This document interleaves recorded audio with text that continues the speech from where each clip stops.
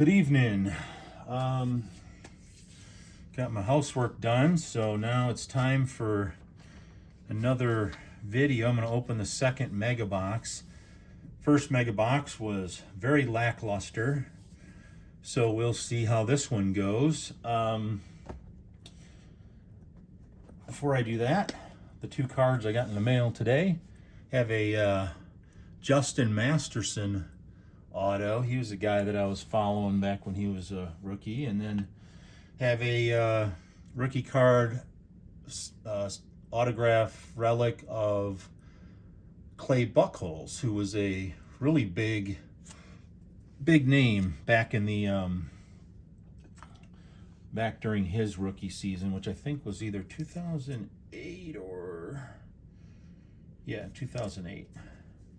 So couple nice cards there, and this is the empty box. We're not going to open that one again.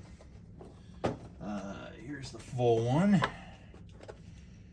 So yeah, hopefully that last box I opened was just a aberration, because wow, that was depressing.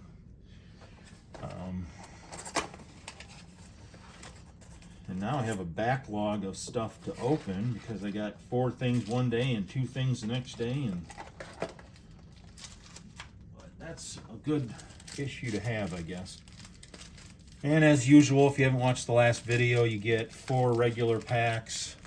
I don't think you can get any hits in those, but we'll find out together. And you get 2 of these 5-card mega box packs, which are pretty much just Mojo refractors, but I'm sure you can probably get some hits in those.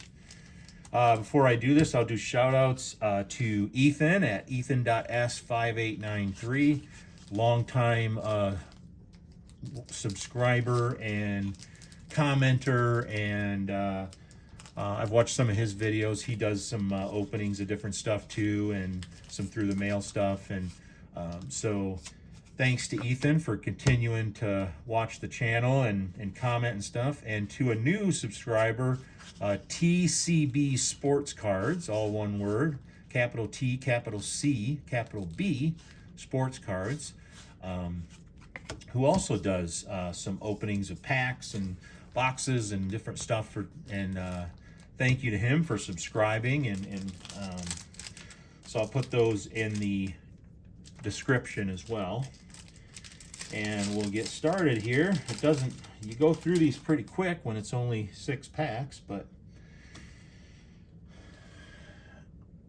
we got a Mookie Betts veteran card, got a Shohei veteran card, Jackson Jobe rookie. That's going to be a hit because that is one of the guys we're chasing. A first Bowman of Richard Matic, a prospect of Colt Emerson, first Bowman of Jackson Humphreys, first Bowman Chrome of Jesus Made, and that's a name I do recognize. I think he is having a decent start to his career, and a prospect Chrome of Chase Burns. Where's my... That's weird. Okay, well, we'll put him there. Rookie card of Drew Thorpe, doing some kind of weird thing with his face and his neck there. That looks uncomfortable. And a rookie of Kevin Alcantara, who I get a lot of cards of his, and I don't really know much about him. Actually, I thought he was on the Mets. Looks like he's on the Cubs.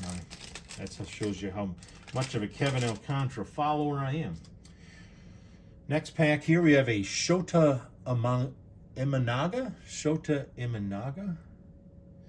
So I'm going to call that one a near rookie. And we have a Mr. Austin Riley veteran card. And here's I'm going to call this one a near rookie, but this is a guy that is on the chase list, so that's a Mr. Lawrence Butler.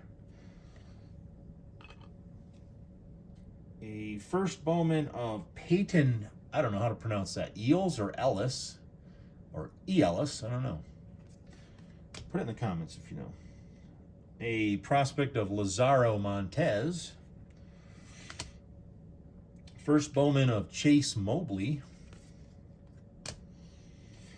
First Bowman Chrome of Kyle DeBarge. First Bowman, oh no, not first Bowman. This is a Chrome prospect of Cam Caminiti, and that is somebody on the Chase list, so we'll go ahead and put him out there. A veteran of Ronald Acuna Jr., and a rookie of Jacob Wilson, and yes, also he is on the Chase list. Poor Mr. Wilson had such an amazing rookie season, and his teammate beat him for Rookie of the Year, and I was kind of bummed about that. Not that I don't think Nick Kirk should have won it, because he clearly should have, but I had a red rookie redemption card of Jacob Wilson's. That's one of my favorite hits, and so I could have financially benefited had he been Rookie of the Year. We have a rookie of Colby Mayo, veteran of Rafael Devers. There's a veteran of Mr. Riley Green. First Bowman of Jose Perella. First Bowman of Malcolm Moore. First Bowman of, oh my gosh, Yo Ferry Rodriguez? Yappery? I don't know. I don't name them, I just read them. Have a first Bowman of Marcos Torres in the Chrome, and another first Bowman Chrome of Mitch Jebb. Got a rookie of David Festa. And our last one is a veteran of Trey Turner. So now we're in our last of the regular packs. And it looks, unless this pack changes it, it looks like these 4 regular packs, you can't really get any numbered or color out of them. And that's what it looks like it's going to be. And I do not like that. That is something that is going to be a real negative for me in terms of buying Bowman retail. I like to be able to open the packs, and every pack is, you know, a new situation. Going into it knowing that you're not going to get anything in, you know, these packs is... But I've talked about that on the channel before. So we got Salvador Perez veteran, a Christian Yelich veteran, Mr. Brian Reynolds veteran, first Bowman of Luis Pena, prospect of Carson Benji, prospect of Chase Burns. I think I already got that one. First Bowman of Nabel Mariano. And a chrome prospect of Bryce Rayner. This looks like a near rookie of Jung-Hoo Lee. And a veteran of Marcus Semien. So, wow. This box is looking worse than the last one. Huh. So what 5 cards are we going to get in here? If all I get in these next 10 cards are Mojos, ugh, I am going to, I don't know what I'm about to do, but I'm going to be unhappy. Prospects Cam Smith in the Mojo, and he is on the Chase list, so he will get a spot. A rookie of Jackson Jobe in the Mojo. And again, Mr. Jackson Jobe is on the Chase list. Same picture. Doot doot. We finally got some color in the Mojo, and this is of a guy who is also on the Chase list. Mr. Big Christmas rookie card, numbered 11 of 75. A Rookie of the Year favorites of a guy who is on the Chase list, Mr. ADL Amador. And a rookie of in the mojo of Brooks Lee. Okay.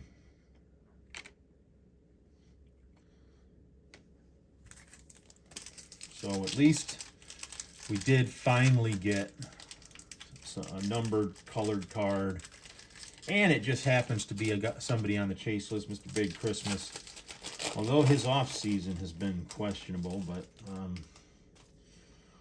hopefully somebody picks him up and he becomes he can display some of that power. I'm actually glad that Cleveland kind of gave up on him, and because now I don't have to worry about the Tigers facing him.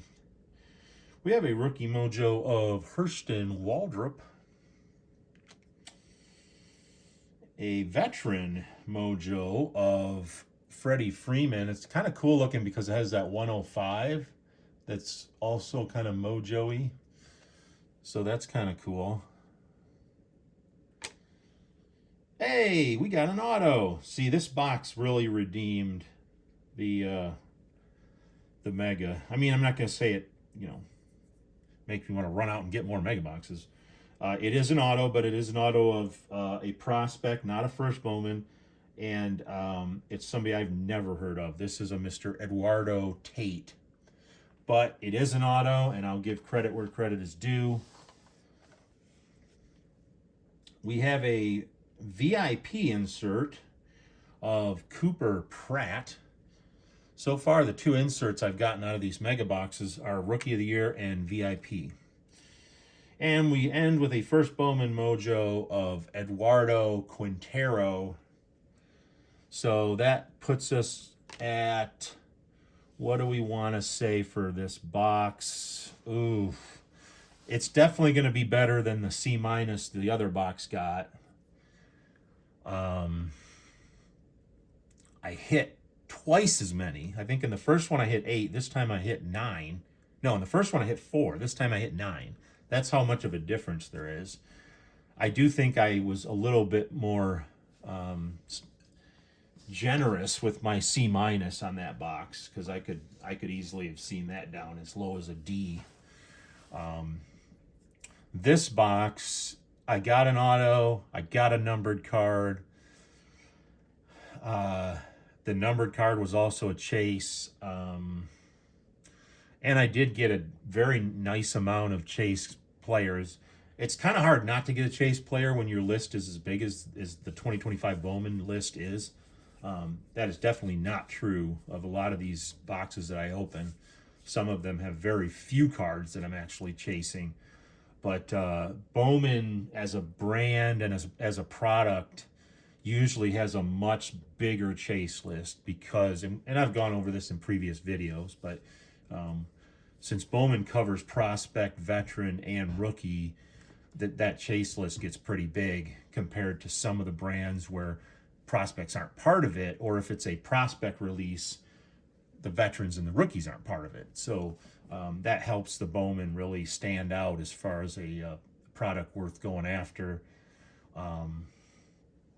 I do have some Bowman draft for this year that I got in the mail. I think retail, yeah, Mega boxes. So we'll be opening those in the near future, and that'll be interesting. I don't think I've ever opened. Oh, yeah, I have. I've opened very rarely, though.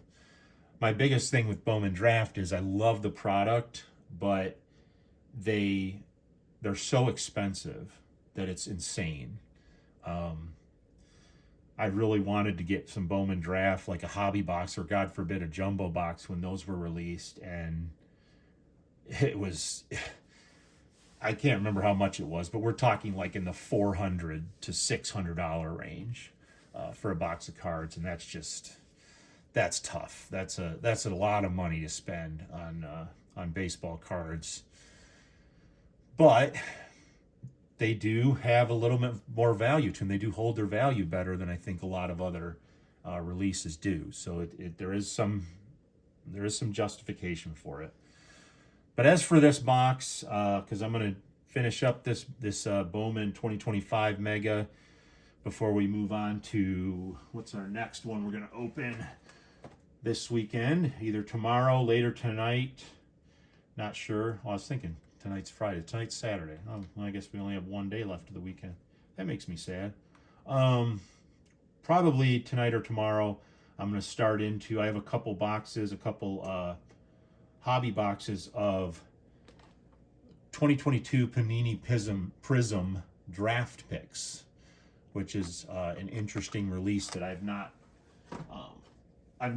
had experience with as of yet, but it looks like a cool release with some.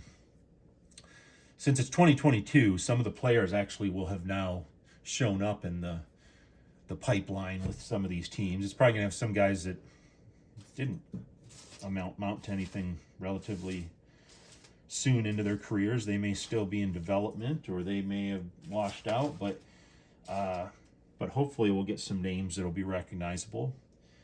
So that's going to be the next box that I open, but I got to go through and sort and do everything with these first. So grade. Oh, man. I'm going to give this one a B. Straight B. I think it would have... If I would have got another numbered card and the auto was somebody that I'm chasing, we would have been talking somewhere in the A grade for this box, and that would have really spurred me to say, maybe I should get some more of this product. But I'm going to give it a B, and that's fine. Definitely a lot better than the box yesterday that got a C minus. So I'm happy with this box. Don't like the format where the first 4 packs don't really have anything of value in them, but hey, if you're gonna make sure there's some value in the 2 5-card packs, fine. Then I guess you can get away with it. So that gives us a B and a C plus, and hopefully everybody at least kind of saw from the video what you can kind of expect on each end of the spectrum when you buy one of these mega boxes of 2025 Bowman. And I will be making another video either later tonight or probably more likely sometime tomorrow. Thanks for tuning in. Go check out Ethan's channel. Go check out TCB Sports Cards, and go ahead and comment, hit a like, subscribe, do all that good stuff if you haven't done all that stuff yet. I will be hopefully opening product, not every day like I was in the past. That gets expensive. But hopefully be opening stuff, a few things a week. So, and it's going to be a lot of variety. So you'll see a lot of different brands, some vintage, a lot of new. The bulk of my focus up until now has been 2021, and then sort of the era around 2021, but it's getting a lot more into the 2025 as well. Like I said in some of the previous videos, I do have 2026 Top Series 1, Jumbo, Hobbies, Blasters, all on pre-order. I anticipate those being another 4 weeks probably before they actually get released. But I do have those on pre-order. I haven't done a good job this last week of checking in on Panini and Topps' website. Panini's really focused on basketball and other stuff right now. And Topps isn't really, I think they're focused primarily on basketball right now too. So, but I try to check in every now and then just to make sure that something isn't getting released without me knowing about it, because that can happen. And sometimes, as you guys probably know, something gets released on Topps and it sells out pretty fast, and then you're like, well, great, now if I want it, I got to pay twice as much for it. So I guess I should probably check the Topps website and the Panini one as well. Panini's pretty good about their mass marketing. They're always sending you something saying, hey, this is going to be coming out, this is going to be coming out. They do the Dutch auction stuff. I haven't really done much of that with their products because the prices have just been too high on the ones that they've released on that Dutch auction style. So I haven't really gotten involved with that too much. But Topps, on the other hand, I've tried to go on there and order stuff when it comes out, just because the hobby and jumbo boxes tend to sell out quickly, and you end up only being able to get blaster and mega boxes for most of the stuff. And if that happens, as you guys know, then somebody goes out, buys a bunch of it, and then they sell it on eBay for twice as much or 3 times as much in some cases. As a matter of fact, sometimes you'll see stuff on eBay that hasn't even been released yet. Like there's sellers on there now selling 2026 Topps Series 1 for, you know, a huge markup, and it's a pre-order, so they don't even have the product yet, and they're selling it on there. So yeah, if you want to, if it's something you know you're gonna buy, you kind of want to bite the bullet and go on Topps and get it straight from them, so you can save some money. But if it's too expensive, then that becomes a situation where you're just like, you know what, I'm gonna wait, and if it still goes up in price, oh well, I missed it. But a lot of these releases, they go up in price drastically right away because people buy them and they have to resell them for more so that they can recoup their investment. But that product tends to go down in value over time, unless it's a particular year where you have somebody who's just super huge, you know, like a Shohei or a Judge or a Trout or somebody like that.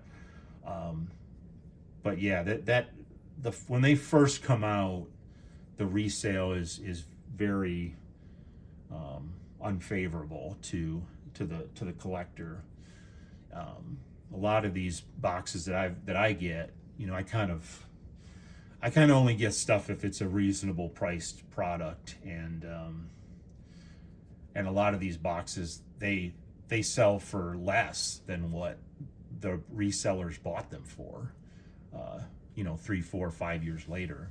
Some of the stuff does stay about the same. Some of it goes up a little bit, but it probably doesn't even keep up with inflation. So you can usually get product later if you're willing to wait for it, but a lot of people aren't willing to wait 2 or 3 years to get a hobby box of something. So, and they end up overpaying, and then of course that causes the resellers to buy more because people are willing to overpay, and causes Topps and Panini to make more product, which makes it worth less, and charge more for it because they figure, hey, if it sells out at this price, we'll just charge more for it. So the whole industry is kind of in a state of turmoil in that regards. It's really not collector friendly anymore, just because you're pricing a lot of the kids and stuff out of the product. And there's not much you can do about it at this point because the hobby has changed. It's no longer about the cards and the players. It's more about, you know, are you getting a numbered card? Are you getting a colored card? Are you getting an auto? And Topps Bowman had to pay quite a bit to get the license so that Panini couldn't have it. And so they have to recoup that cost. And you're seeing a lot less stuff in retail than you did in the past, and you're seeing that stuff kind of packed into the jumbos and the hobbies, and that trend is just gonna continue to the point where, you know, someday in the near future we might see where you only can get autos in the jumbo boxes, and you can't actually get an auto in the hobby boxes, or at least it's not guaranteed in the hobby boxes. So the hobbies will turn into sort of like a retail, and then who knows, maybe down the road, if that trend continues, maybe you can only get numbered and autographed cards if you buy a case. So that's, you know, it's kind of a slippery slope, but it's also fun to open some of the older stuff like 2021, 22, 23, because back then you were still getting a decent amount of guaranteed stuff. It's also why I like opening, you know, Panini, because they're still giving you that stuff because they don't have the licensing constraint. So anyway, I got off on a tangent, but thanks for watching, everybody, and I will be posting another video in the near future.